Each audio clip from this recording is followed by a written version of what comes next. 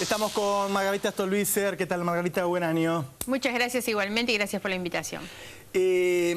Empezamos hablando hoy de lo que había pasado en diciembre. En diciembre hubo algunas tensiones, la policía, los saqueos, después los cortes de luz. ¿Lo ves como algo estacional o hay cierta tensión que está creciendo? Yo creo que hay una cuestión social que uno viene viendo de qué manera todo esto se va gestando y es lo que termina dándole alguna legitimidad de origen a algunos de esos conflictos que aparecieron en el mes de diciembre. Me refiero concretamente al reclamo de los policías sobre todo. Todos identificamos el tema de la seguridad como la preocupación principal de los argentinos y por lo tanto sería dable que a quienes encomendamos el cuidado de la seguridad de las personas le pagáramos bien. Sin embargo, hay policías que estaban cobrando 4.000 pesos o hasta menos incluso. Entonces, eso, digamos, nos pone frente a un conflicto que tiene una raíz social, laboral y social fundamentalmente, que era necesario resolver y eso tiene obviamente la réplica que esto tiene, con el impacto que tiene también en la economía.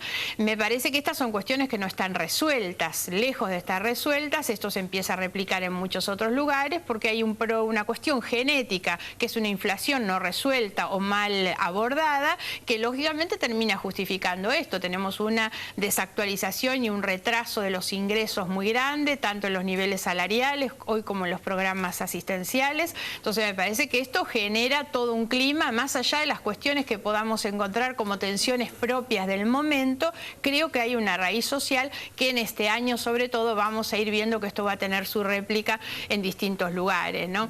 A esto yo agrego un clima de tensión propio de un gobierno que me parece que terminó el año de la peor manera. La última sesión del Senado con la aprobación del pliego de Milani realmente, esto que es sin duda la claudicación política más grande de este gobierno, para un gobierno que ha levantado las banderas de los derechos humanos, terminar de esa manera. Y estas son cuestiones que también generan tensión en la población porque aún sectores bastante afines al gobierno tienen una visión crítica de esto y el tocar nada menos que en el mes de diciembre para los argentinos un tema tan sensible que tiene que ver con los derechos humanos, bueno, esto desde luego que va generando este clima de tensión que estamos viviendo y me da la impresión que cuando hablamos de cuestiones tan severas, tan profundas, esto no se resuelve porque cambiemos el mes calendario, ¿no?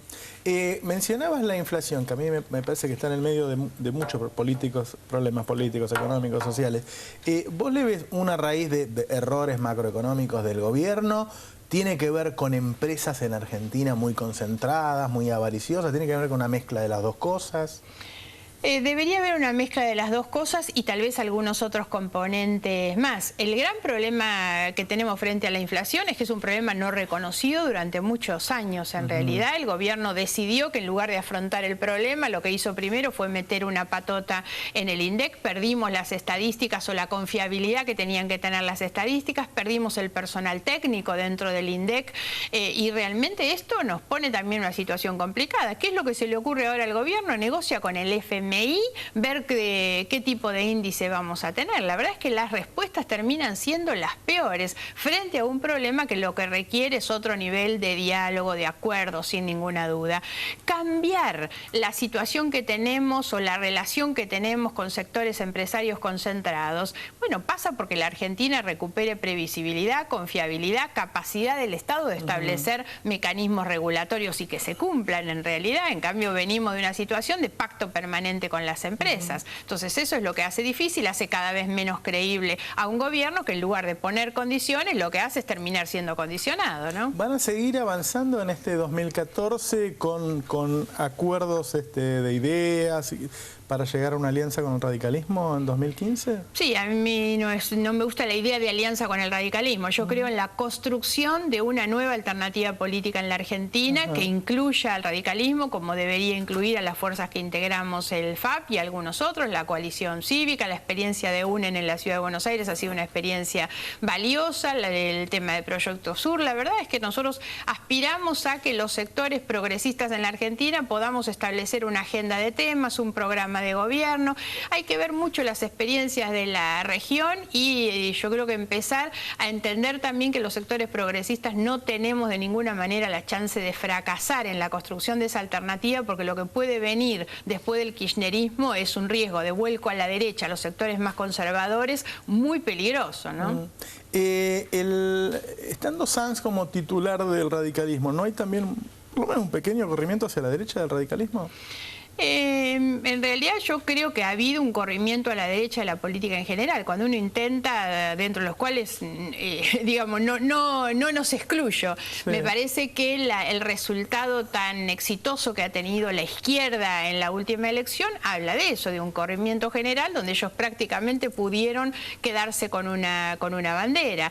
El radicalismo no responde exclusivamente al liderazgo que tiene en cabeza de esa conducción. No, pero algo significa, ¿no? Sí, pero tampoco hay que pensar que los otros liderazgos o referentes son demasiado distintos. El radicalismo es un partido muy orgánico, que define orgánicamente cuáles son sus programas y demás. Por lo tanto, me parece que no es la persona la que lo define. Y lo otro es que nosotros aspiramos a que tampoco sea el radicalismo el que defina el futuro frente electoral en el que estamos, sino que esa sea una discusión mucho más horizontal, más plural, donde además hay que entender que el progresismo no son los discursos. El progresismo es fundamentalmente la capacidad de gestión en determinado sentido y con sentido transformador. Nosotros reivindicamos mucho el frente de la provincia de Santa Fe, porque ahí es donde lo que vale no es un discurso y lo que uno dice, sino realmente la capacidad de gestionar en términos o para beneficiar a los sectores más vulnerables, ¿no? Uno ve que fundamentalmente en el justicialismo, ¿no?, se van perfilando como con mayor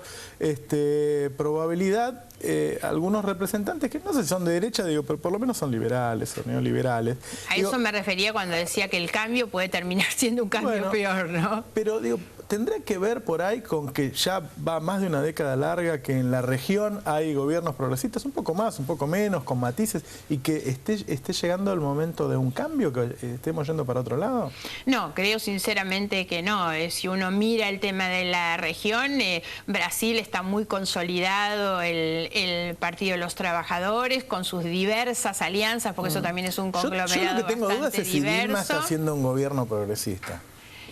Lo es en la misma medida en que lo fueron Lula, en que lo fue Fernando Henrique, porque ahí lo que hay en Brasil define una identidad nacional a partir de una inserción en el mundo, de una estrategia política y electoral también. No nos olvidemos quiénes han sido los socios de ellos en la propia fórmula presidencial de uno y de otro, y la verdad es que esto es lo que define Brasil y hoy el potencial y el liderazgo de Brasil. Tenemos en Uruguay y en Chile hoy una presidenta socialista, y yo creo, no hay dudas, que en Uruguay Tabaré va a volver a ser presidente, y por lo tanto me parece que no hay de ninguna manera un cambio, al contrario, me parece que hay una consolidación y una profundización de un modelo claramente de centroizquierda, de izquierda democrática, y yo creo que la Argentina tiene que ir camino a eso. Lo peor que nos puede pasar, el gran problema es de qué manera se terminaron enchastrando las banderas del progresismo con, sobre todo, los últimos episodios. Yo marco este último episodio de Milani como el acuerdo con Repsol, el acuerdo con Chevron, y podría nombrar varios otros que son claudicaciones terribles del kirchnerismo desde las banderas del progresismo. Entonces ahí es donde se hace difícil, porque muchos dicen, no, el progresismo eran estos. Y la verdad que nosotros decimos, no, eso no es un proyecto realmente progresista, y nosotros creemos que la Argentina tiene que ir hacia un gobierno mucho más de izquierda que esto. Y el resto de las figuras que hoy aparecen tallando en el escenario, ninguna de esas es garantía, ¿no? ¿Qué hacemos con Vaca Muerta? Se estima que hay 5 o 6 billones de dólares, es decir, 100, 200 veces nuestras reservas en el Banco Central. Digo, podés intentar explotarlas vos pidiendo créditos internacionales, creo que no se puede. Podés hacer asociaciones, ahí ya empezamos a discutir el cómo, o podés hacer como Brasil, que prácticamente lo vendió el último mega yacimiento. ¿Sí? Digamos que cualquiera de esas tres cosas son mejores que lo que se ha hecho. Primero que nada, porque lo que se ha hecho ni siquiera se conoce, seguimos frente a un acuerdo secreto, de la misma manera que el de Repsol también. Esto obviamente que no es bueno para la Argentina, el tema de la exploración por métodos no convencionales es muy malo para la Argentina. Ahora, yo creo que son cuestiones que hay que discutirlas. El gran problema es que tapamos las cosas abajo de la alfombra y todo esto huele siempre siempre a negocio. Atrás de esas grandes cosas donde hay demasiado dinero en el medio, cuando esas cosas no se manejan de manera transparente, huele a malos negocios, ¿no? Imagínate si hay corrupción cuando hacen una ruta, lo que puede haber en disputa en Vaca Muerta. Claro, ¿no? en eso. Y además, y me parece que esta es la otra cuestión, el gran dilema, el desafío que tenemos por delante, es empezar a entender que hay que establecer políticas de mediano y largo plazo. Hace muchos años que hemos perdido la capacidad de construir un ámbito de diálogo y una mirada estratégica de mediano y largo plazo. Es un problema que en general tiene América Latina, pero nosotros lo hemos visto muy grave durante todos estos últimos años, donde la verdad no hay un ámbito que pueda garantizar hacia afuera la confiabilidad que la Argentina necesita ofrecer, la tranquilidad, la previsibilidad, sobre todo esto que decía de Brasil, que son cosas que continúan, que están por sobre los distintos actores, ¿no? Y en materia, obviamente, energética es una de las cuestiones centrales, de la misma manera que la educación y que podríamos nombrar otras, pero hay que discutir políticas de mediano y largo plazo. Muchas gracias, Margarita. Gracias por la invitación. Ya